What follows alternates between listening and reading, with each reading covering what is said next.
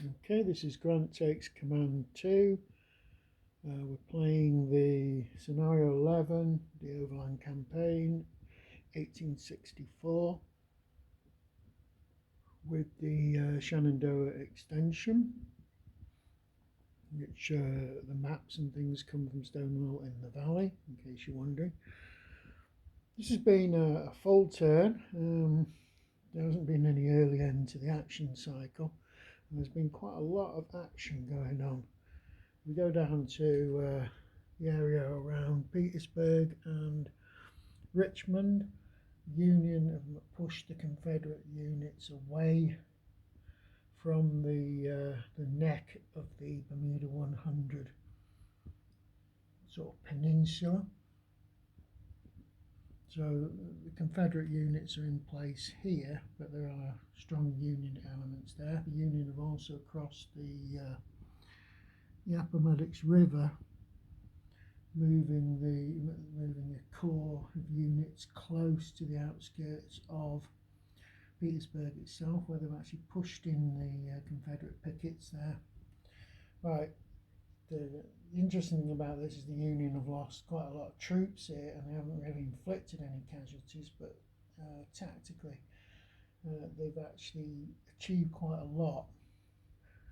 If we look at the situation in the wilderness, yet again there's a clash near Spotsylvania Courthouse, where the Confederacy have got a line along this creek area here. The Union managed to launch one serious attack into the centre, where they lost more units than the Confederacy, but they did manage to push the Confederates off their defensive line there. They've also penetrated south of Fredericksburg and are moving more units over onto the right flank there. So the Confederacy pretty much going to try and hold on as long as they can here, but yet again I think they're going to be forced out of this position because they just haven't got the numbers to keep the Union at bay here, even though they're inflicting far more casualties than they're getting themselves. They're still getting pushed back.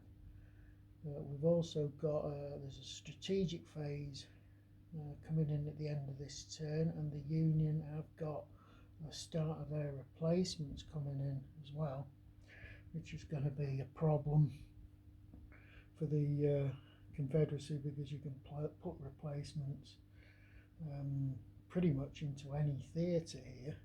I'll have to check that, I'm pretty sure that's what you can do.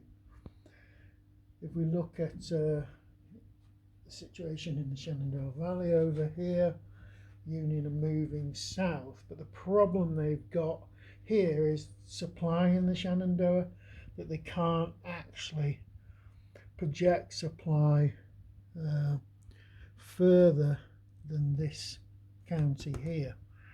So they're actually operating deep into Rockingham, and they've got control of Harrisburg, but they've not got any supply anymore.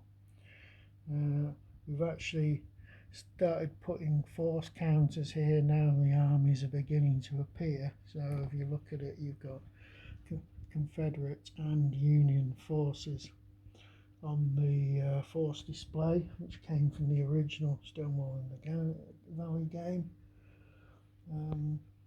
You've got Confederate forces concentrating at this point here, but they've got other infantry units on the way north to support them. That's pretty much it in terms of the Confederacy. The Confederacy's big advantage here in the valley is they can operate anywhere in the valley and supply themselves. And that's pretty much the situation at the end of this turn. As I say, there's this strategic phase, and you've got to look at supply and stuff. I've got to admit, supply in this game is well, I wouldn't say it's in the game, it's just in this module. It is incredibly complicated because your supply rules are spread over 2 areas in the manual, and they're very, very complicated. for very little effect, because it's not a supply-driven game.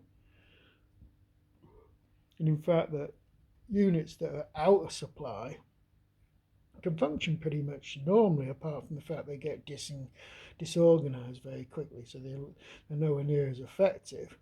And if they don't get into a situation where they're back in supply, you can end up losing strength points. But apart from that, they can carry on fighting as normal.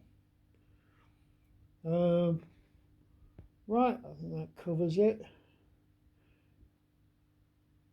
Oh, there's a couple of Confederate reinforcements down south near Petersburg that come in really late because of their dice delay throw they made. They come in the strategic phase, and that is it.